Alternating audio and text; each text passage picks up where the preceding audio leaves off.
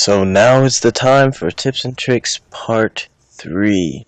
Now before this video starts, I'm going to let you guys know that these tips and tricks are for you guys and to take them and try to learn something. Try to learn how to make something. Hopefully learn some kind of technique or material that will help you guys create.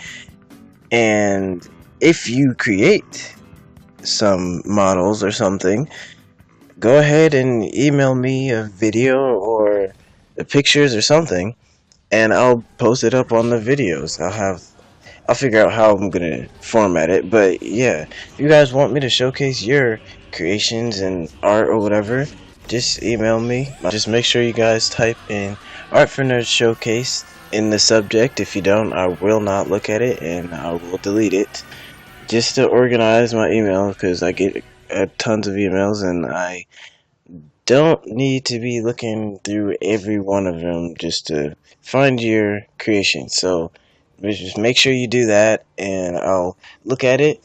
And if you want, you can also like leave a message or whatever for me to either give like a review on it or to give you some more like specific tips on how to finish it, or how, like, what else to do with it. I mean, whatever you want, just leave a little message along with the file and I'll get to it.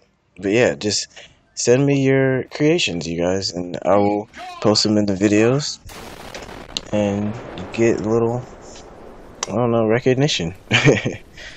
And also make sure you guys follow my Instagram. That is really important.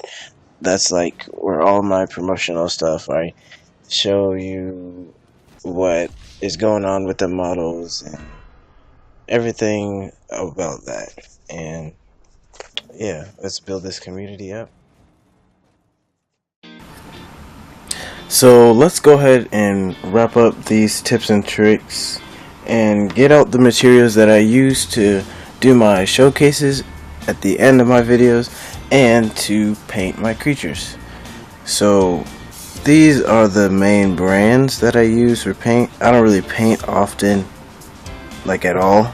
So I just picked like some cheap paint, you know, that you can just find.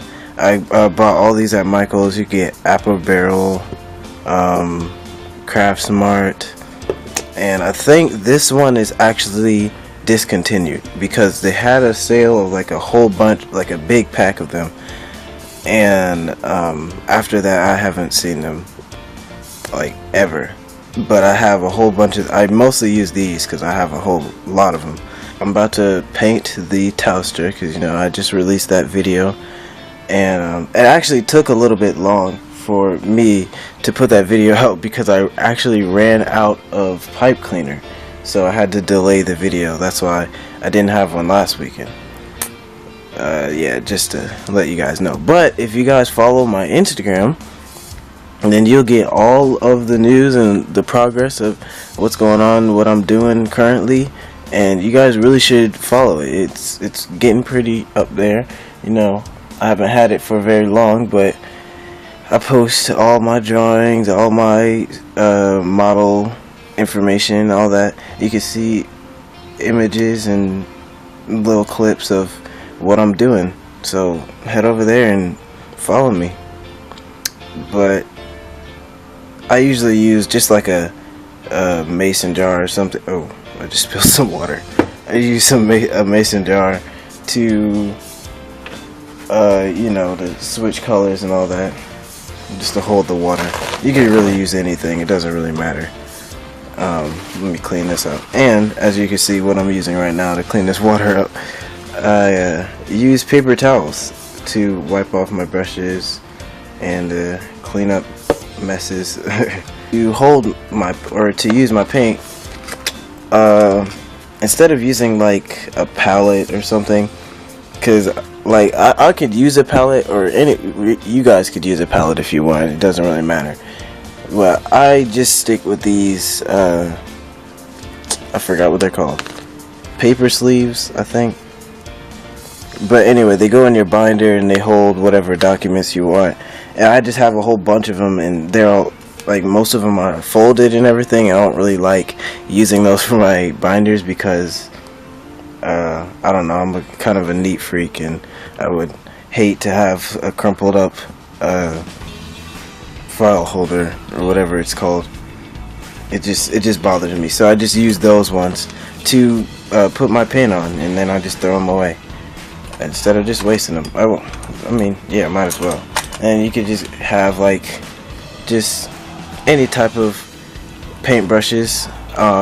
Detail brushes are important, and believe it or not, the big brushes, or well, just like a brush a little bit bigger than this, is actually pretty useful too, because sometimes painting these models can get kind of boring, and you know, since I'm making videos, I have to get them out at a certain time. So you can just pull out that big brush. As long as you're just starting to get the color on, you can just lay it out and then go back in with the detail brush afterwards, and that will help go a little bit faster. And I use this turntable for, you guys see it at the end of the videos all the time. I use this to like spin around. It has a little light on the center. I found this, I literally went on, because I didn't know what they were called, but I know what I wanted, and I literally just went on YouTube, looked up like a spinning table or something like that, and then I looked up turntable, and I found this. Some guy was reviewing it, and he said it was pretty decent, and so I looked it up on Amazon and went and got it. It was only like $14 when I got it. So yeah, you guys could do that. I'll probably leave a link in the description to help you guys out. And basically that's all I use to paint these models. It's really not a lot. You see me do all the types of techniques, and as you can see right now, I've already added the paper to the wings. So right after this video, I'm gonna paint it, and I'll showcase it and release the video for you guys. So see you then.